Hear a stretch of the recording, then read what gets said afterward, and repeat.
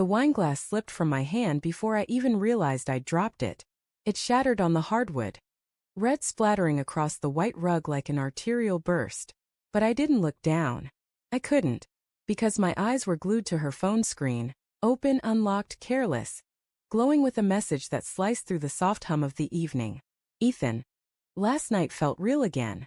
Can't stop thinking about it. Me neither. You look so good across the table.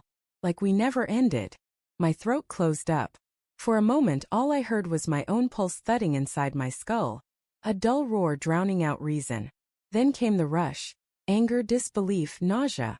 All tangled together. I didn't remember setting the phone down, but I did. Gently. Like it was a weapon that might still go off.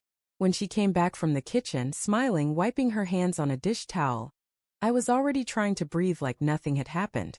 "Hey," she said, tilting her head. "You okay? You look pale." "I'm fine," I lied. "Just glass." Dropped my wine. She frowned at the rug. "You've got to stop drinking the expensive stuff when you're this tired." I smiled, a tight mechanical stretch of my lips, and said nothing. That message replayed in my head for days like an echo I couldn't mute. Every laugh she gave me, every casual kiss goodnight. It all twisted, took on new meanings. But I wasn't ready to confront her. Not yet. I needed to see how deep it went. So when she mentioned the team dinner again, her department celebrating the launch of a new project, the one Ethan just happened to be part of, I nodded. "Yeah, sounds fun," I said. "You've all worked hard. You should celebrate." Her eyes softened. Relieved. Maybe guilty. Then I added, "Actually, why don't we host one ourselves next week? At that Italian place you love. My treat. Bring the whole team. It'll be fun." She blinked, surprised. "You? Hosting a dinner for my coworkers?" "Sure," I said. "You're always at my office events. It's only fair." There was a flicker behind her smile, something uncertain, but she agreed. And that was all I needed. The night of the dinner arrived heavy with tension only I could feel. I'd booked a private room at the restaurant, warm amber lighting, a long wooden table, the faint scent of basil and wine in the air. Maya looked stunning. Black dress, hair pulled back, gold earrings that caught the light every time she turned. I watched her greet her coworkers, her voice smooth, practiced. Then he walked in. Ethan. He was taller than I expected. Confident smile, easy laugh. The kind of man who didn't need to say much to be noticed. He shook my hand firmly. "Heard a lot about you, man," he said. I smiled back. "I'm sure you have." We sat, talked, drank, laughed. Or rather, they did. I was studying the details. The way her hand brushed his arm when she joked. The way his eyes lingered too long. The subtle electricity that no one else seemed to sense. At some point she leaned toward me, whispering, "You okay? You're quiet." I turned to her and smiled, just taking it all in. When dessert came I stood tapping my glass. "Actually," I said, voice steady, "before we wrap up I have a little surprise. Someone else is joining us." Maya frowned. "What? Who?" "You'll see." The door opened and a woman stepped in. Lena, Ethan's wife. The color drained from Maya's face. Ethan's smile froze halfway. "Lena," I said brightly. "Glad you could make it. Thought it'd be nice for everyone to meet the other halves of this hard-working team." The silence was brutal. Lena's eyes darted between them, confusion turning to dawning horror. "Wait, what is this?" she said, voice trembling. Ethan stood, stammering something about miscommunication, but Maya's hand went to her mouth. Her wedding ring flashed under the light like a cruel reminder. I didn't say a word. I just watched the truth unravel itself in real time.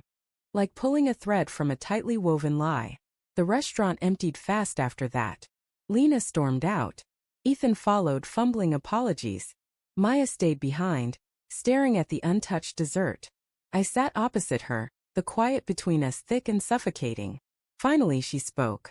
"You planned this?" "Yes," I said. "I did." "Why?" I laughed, sharp, humorless. "Because I needed to know I wasn't crazy. That I wasn't just imagining things." She pressed her palms to her eyes. "It wasn't God, it wasn't what you think." "Then tell me what it was," I said softly. She hesitated, then whispered. "He was the first person who ever made me feel seen." And lately with us, I don't know. I felt invisible again. That hurt more than anything else she could have said. Because part of me understood it. Part of me remembered how distant we'd become. How my work, my absences, my silence had built a wall I never noticed until she started climbing over it. But understanding didn't make it forgivable. Did you sleep with him? I asked. Her eyes flicked up, wet, pleading. No. But I wanted to. And that's bad enough, isn't it? I didn't answer. Because it was. We drove home in silence. The city lights blurred past the window, gold streaks through tears I refused to let fall. At home she went upstairs. I stayed in the car, engine off, staring at the faint reflection of my face in the windshield. I thought about the years we'd built, the trust we'd sworn was unbreakable. And how fragile it really was, how easily one night, one person, one moment of weakness could turn it all to glass shards on a rug. When I finally came inside, the house was dark except for the sliver of light under our bedroom door. I paused there. My hand hovered over the handle. Then I turned away. I slept in the guest room. The next morning she was gone. No note. No text. Just her ring, placed neatly on the kitchen counter beside the coffee pot. And for the first time I didn't feel anger. Or betrayal. Just an immense, hollow quiet, like the aftermath of a storm that had taken everything but the silence with it. I poured myself a cup of coffee, sat at the table, and stared at that ring until the sun burned through the kitchen window. It glittered faintly. A perfect, unbroken circle, mocking in its promise.